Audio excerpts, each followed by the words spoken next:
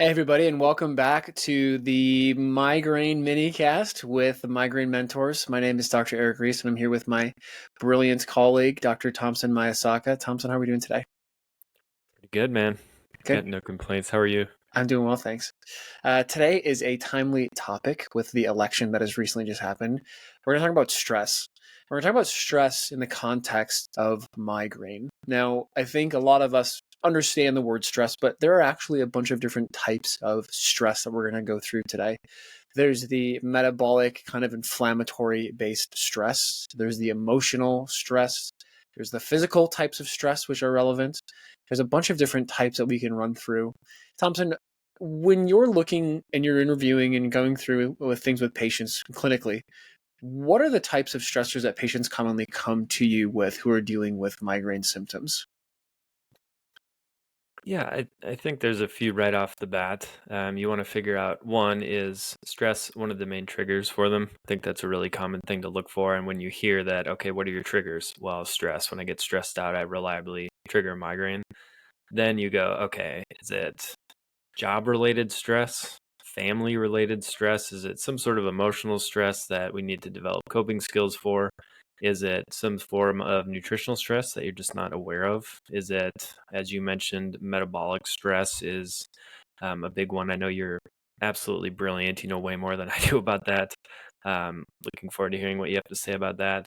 And just breaking up into parts, I think stress can be a pretty broad term in general. People mostly just associate it with, oh, well, yeah, the election is really stressful and I have 5 kids and that's stressful. And it's so much more than just how much emotional stress you can take. And it has a lot more to do with, you can actually run labs on it. You can see how well your body is Yeah. able to produce stress hormones, clear those stress hormones, and if those stress hormones are affecting the conversion into your estrogen. That is, I always talk about stress and estrogen together because most people are decently unaware that the chemical that makes cortisol, your stress hormone, it's called DHEA, also gets converted into your estrogens. So if you are over converting DHEA into your stress hormone, it is likely that your estrogen metabolism is also going to be affected, which then leads directly into one of the stressors of imbalanced hormones, which can reliably trigger migraine attacks around your cycle. So when I start that conversation, I usually go, okay, what types of stress are we looking at? And is estrogen metabolism a part of that stress? Because if it is, then it sends you down a very relevant rabbit hole. Curious to you, what when you hear someone say stress is a huge trigger, what are some of the big things you look for? I'm always looking at the environmental stressors that people kind of just bring with. I think that's the first thing they think about. I have yet to have a patient come to me to say, "Hey, I'm metabolically stressed right now," because that's unrealistic. But people usually come to say, "Hey, my work is stressful, my personal life is stressful, my professional life is kind of sucking the will out of me." And so those are relevant. Where I go and dig a bit deeper is once we cover through that and we understand what that impact is having, we do start talking about the metabolic side of things. That's looking at people and saying, okay, what is your diet? What does your nutrition look like? What do your stress levels look like? How's your sleep? That's always a massive factor. Like if you're stressed out and your brain and body are stressed out, whether it's emotional, psychological, or even metabolic, sleep's going to be affected. And that's a massive thing that helps us buffer our stress. So it's a continuous conversation about that. And at the end of the day, I think the hardest part for me as a provider is that everybody handles stress differently. I would argue you and I, like, when we're under stress, like, we perform really well. I think of like my time in sports. Like, I will always up my game because something is stressful and it's exciting, and I'm like, okay, time to shine and show. Whereas there are a lot of people that will just completely shut down in the presence of stress. And so it's really understanding the patient in front of me and how they manage that. And then more importantly, too, what are the next subsequent steps to help them with that? So all the types of stressors matter, absolutely without a doubt. But finding the one that really is limiting their ability to get better is probably the biggest factor that I'm going for. Um, Thompson, you've put a really good analogy together, kind of just this philosophy of the bucket theory, and kind of like talking about stress. Can you explain to people what that looks like and kind of what that really means for them? I think it's a really nice way to kind of wrap all of this up together. Yeah, I think conceptually it's an easy way for both of us, clinicians and patients, to understand kind of how we look at migraine. So everyone has a metaphorical bucket. The bucket is a metaphor for how well you're able to metabolize stress. So not just how emotionally resilient you are to stress, it's just how well your body can respond to stressful situations of any kind. And there should be a hole in the bucket that drains water from it.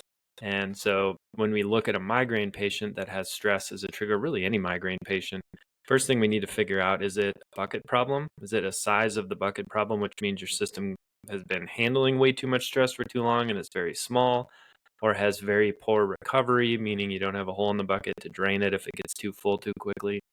Or is it one of the several faucets that drip water into the bucket? So the ones that we look for: metabolic stress, like low-level infections like stomach infections, SIBO, mold infections, Lyme disease, things like that haven't really been picked up yet.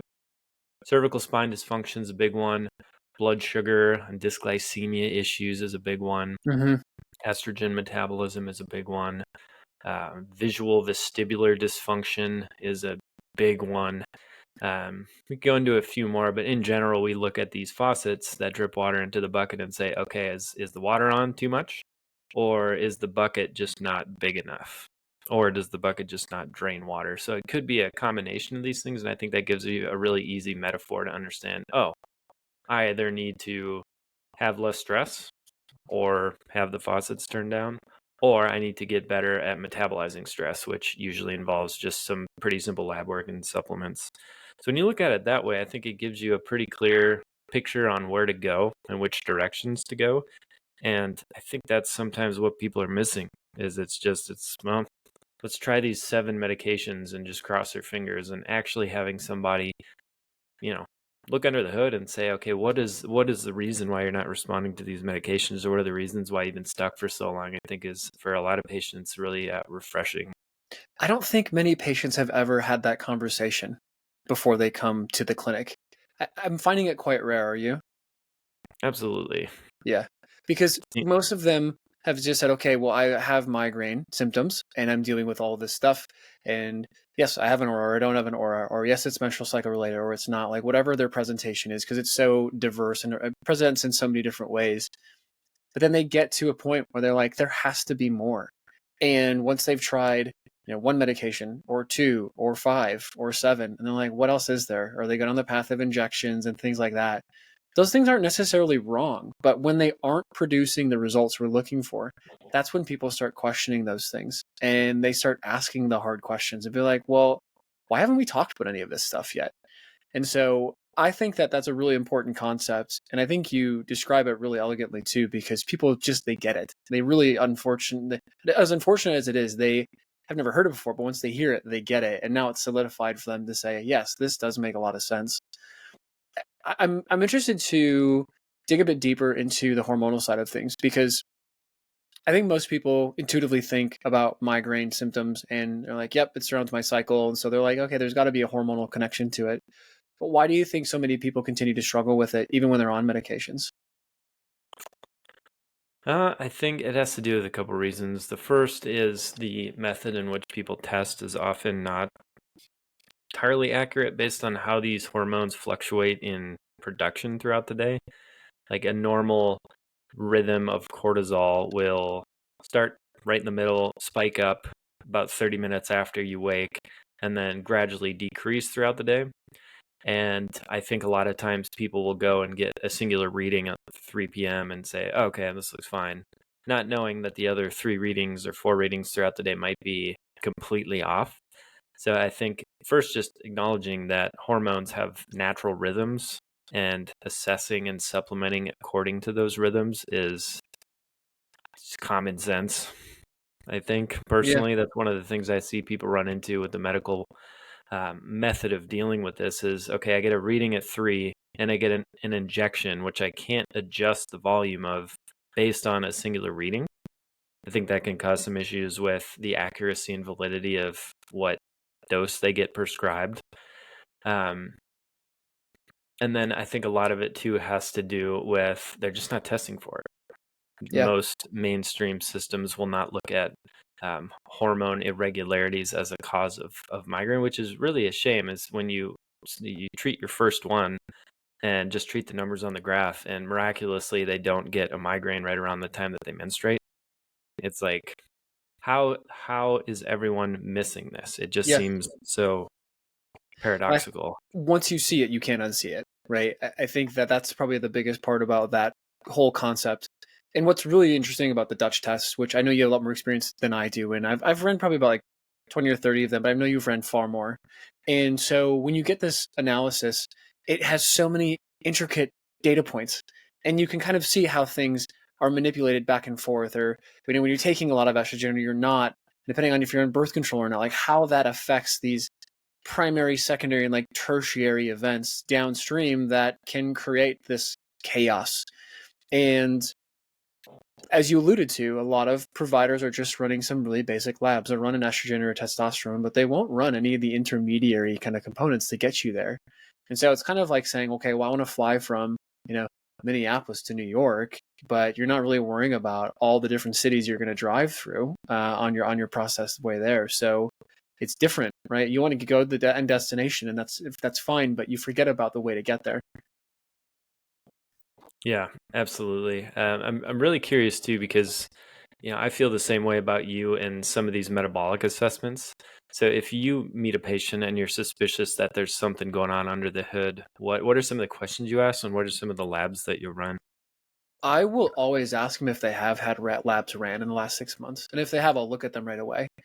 Um, some of the biggest factors are things where I'll talk to them about what is their gut health like. So, are you getting a lot of gas? Are you bloating? Are you nauseous? Like, how is your digestion?